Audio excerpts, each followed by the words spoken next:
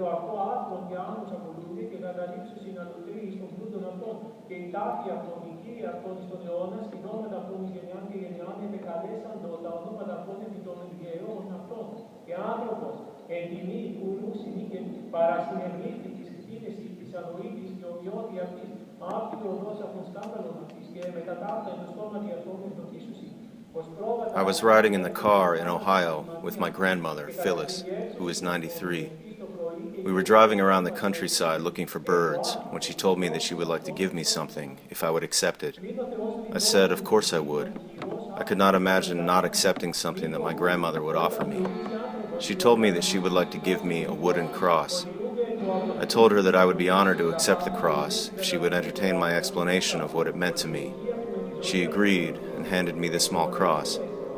I told her that I did not see a symbol of the Christian crucifixion, but of something more cosmic. I may have even used the word psychedelic because I enjoyed talking with her so much and felt that I could say nearly anything to Phyllis. She was curious, or at least curious enough to hear out her grandson. So I explained that in the cross I saw the intersection of time and space, and wherever this intersection occurs, which seems to be just about everywhere, there is material change, and therefore suffering. So it is not merely Christ who is crucified on the cross, but all being in the cosmos, which must suffer change and eventually death. Though I don't remember if I was brave enough to use the word death. In any case, Grandma accepted my explanation, and I accepted the cross. Phyllis is a cosmic lady. Later that afternoon, we spotted an osprey looking for fish.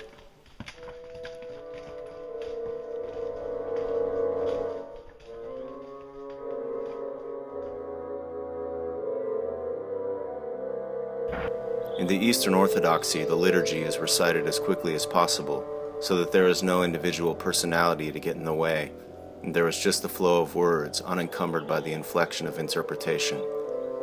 The Gospel of St. John says that in the beginning was the Word, and the Word was with God, and the Word was God. I had heard these phrases ever since childhood, but I have no childhood recollection of ever being given an explanation for what the divine word is, or which word, or what it means. The word in the Gospel is translated from the Greek, logos, meaning speech, reason, ground, or word. At the Holy Mountain in northern Greece, I remembered a science fiction theory that describes the logos. The theory is essentially material speculation, but belief in the theory would invoke a religious dimension as it provides a mythical description of the origin of the universe and a transcendental order of knowledge as its template. The logos, according to the theory, is the set of fundamental building blocks of reality as information or data. The data is contained within a singularity at the beginning and at the end of time, like a cosmic phrase. Actually, the logos is the singularity, a unification of word and meaning, information and matter, data and the expression of its code. Or to put it another way, what we might think of as individual chairs versus the Platonic ideal, chair.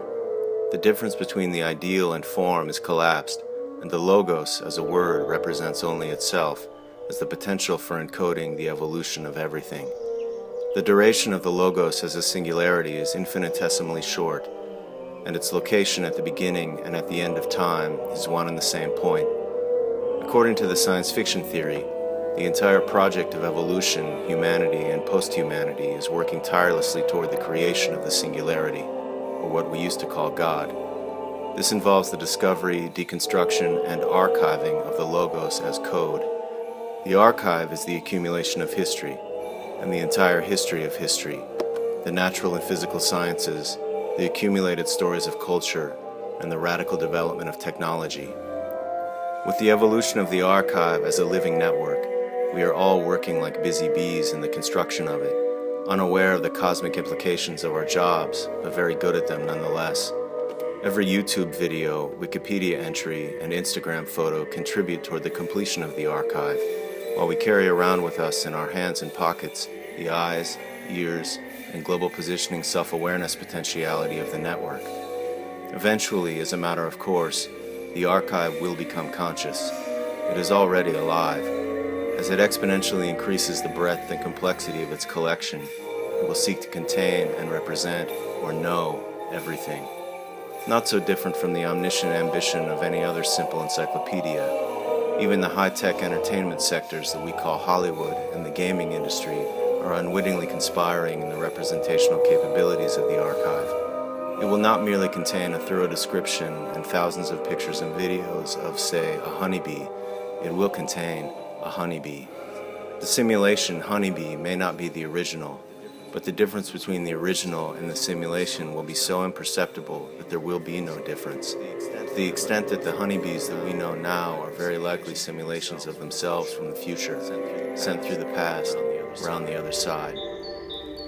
As the archive increases in size, its storage platforms are necessarily growing smaller and smaller, until ultimately the code for honeybee will be encoded in the bee's DNA as DNA. The knowledge, archiving, and encoding of this reality catches up with itself, begins to self-resemble as two mirrors facing each other, reflecting the reflection. And at the farthest reaches of time, as the universe begins to collapse, and the implications of this void, it commences the impulse to survive and endure, to encode itself within the subatomic level, while the expenditure of energy required to achieve this effort is simultaneously accelerating its collapse. And in what we might call the final instant, the archive encodes itself as reality, and reality as itself, in the most compact, efficient, and streamlined form, the logos as a singularity, the data kernel of all knowledge, of all things yet to come, again, in one big bang, a spontaneous genesis against the binary impossibility of there being only one thing, or nothing at all. So if my grandmother Phyllis is a simulation of herself from the end and beginning of time, then she's a really good one.